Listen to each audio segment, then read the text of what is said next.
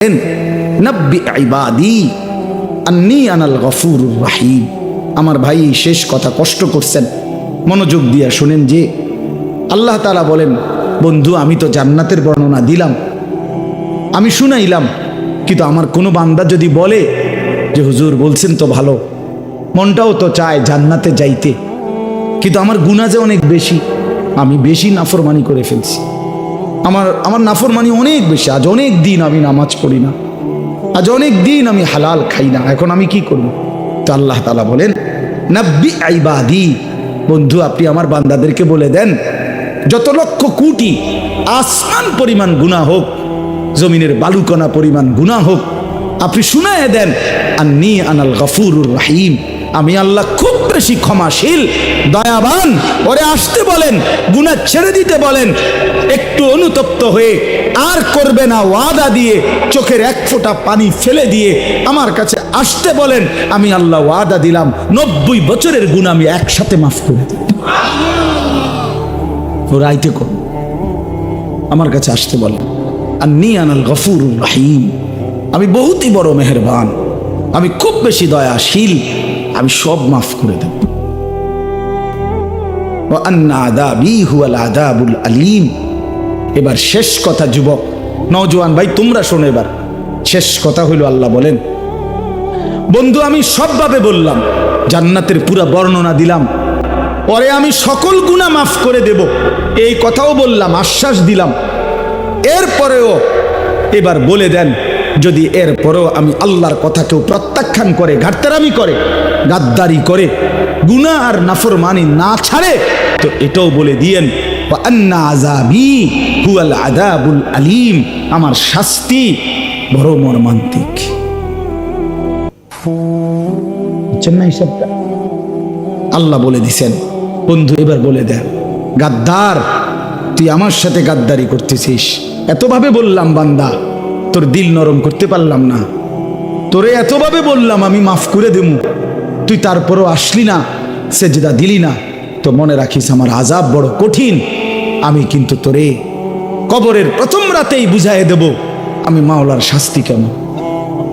নবী সাল্লাল্লাহু আলাইহি সাল্লাম বলেন, কবরের প্রথম ঘন্টায়, প্রথম মিনিটেই নাফরমান পাপী যখন প্রশ্নের উত্তর দিতে পারবে না, তো কবরের ডান পাশের মাটি একটা ধাক্কা দিয়ে চাপ দিয়া বাম দিকে চলে যাবে, বাম দিকের মাটি ডান দিকে চলে আসবে, ডান পাশের হাড্ডি পাঁজরের হাড় ভাঙ্গা চুরমার হইয়া বাম দিকে ঢুকে যাবে, বাম দিকের গুলা ডান দিকে, হাত্তা তাখতালিফা আদলাউহু, তখন বুঝবি না ফরমান আমি মালিক কত বড় ক্ষমতাবান।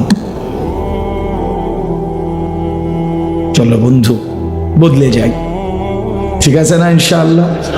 আল্লাহ তাআলা আমাদের সবাইকে হিম্মত দান করেন, আল্লাহ তাআলা আমাদের সবাইকে কবুল করেন।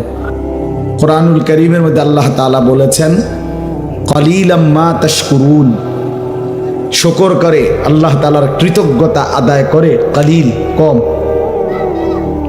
কোরআন শরীফে আল্লাহ তাআলা বলেন, ওয়া কলিলুম মিন ইবাদিয়াশ শাকুর, আমার কৃতজ্ঞ বান্দা কম, কলিল মানে কম। কোরআনুল কারীমে আল্লাহ তাআলা বলেন, কলিলাম মা তাযাক্কারুন, আল্লাহর কথা থেকে উপদেশ গ্রহণ করে কম, কলিল।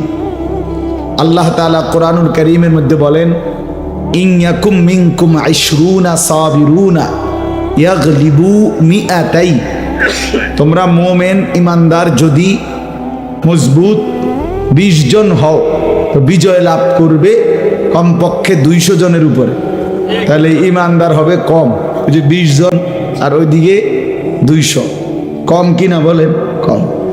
কোরআনুল কারীমের মধ্যে আছে, কাম মিন ফিআতিন কালিলাতিন গালাবাত ফিআতান কাসীরা, কম সংখ্যক ইমানদার আল্লাহর প্রতি বিশ্বাসী বিজয় লাভ করে বেশি সংখ্যক নাফরমান বেঈমানের উপরে।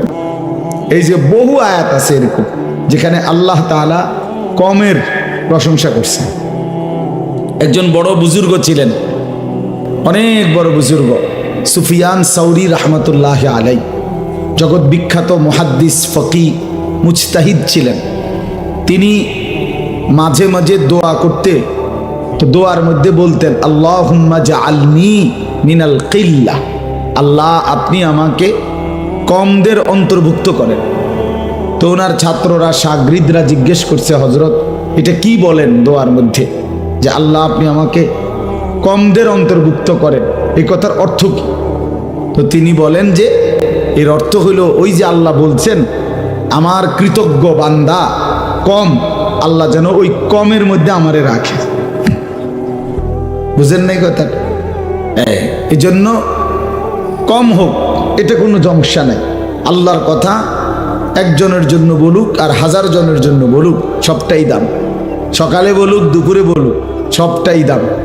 আমি সব সময় বলি প্রধান বক্তা বিশেষ বক্তা এগুলো ধোঁকা, এগুলো হলো মূলত ধোঁকা। ধোঁকা এই অল্প বক্তা, সামান্য বক্তা, সাংঘাতিক বক্তা, মারাত্মক বক্তা, ভয়ঙ্কর বক্তা, সিরিয়াস বক্তা, এগুলো সব ধোঁকা। বরং আল্লাহর কথা যিনি বলেন, যখনই বলেন, যেটুকুই বলেন, সবটাই দাম, সবাই দাম। ওমান আহসানু কাওলাম মিম্মান দাআ ইলাল্লাহ। আল্লাহ তাআলা বলেন কথার মধ্যে তার চাইতে উত্তম আর কেউ নয়। সর্বোত্তম ব্যক্তি সে যে মানুষকে আল্লাহর দিকে ডাকে। খালাস, আল্লাহর দিকে যে ডাকে সে আহসান, সর্বোত্তম। তাহলে সবাই সর্বোত্তম। আল্লাহর কথা যিনি বলেন, আপনার এলাকার হুজুর, এই জন্য ওনারা আপনি কদর করলেন না, তো কুমিল্লার থেকে আরেকজন হুজুর আসছে আর ওনারা কদর করলেন, তো এটা তো ব্যক্তির মোহ হইল। এ তো ব্যক্তির মোহ, ব্যক্তির প্রতি আপনি আকর্ষিত হইলেন না, এটা না। বরং ইনশাআল্লাহ চেষ্টা করবেন নিজ মসজিদের ইমাম, নিজ মহল্লার ওলামায়ে কেরাম সকলকে সমানভাবে কদর করা।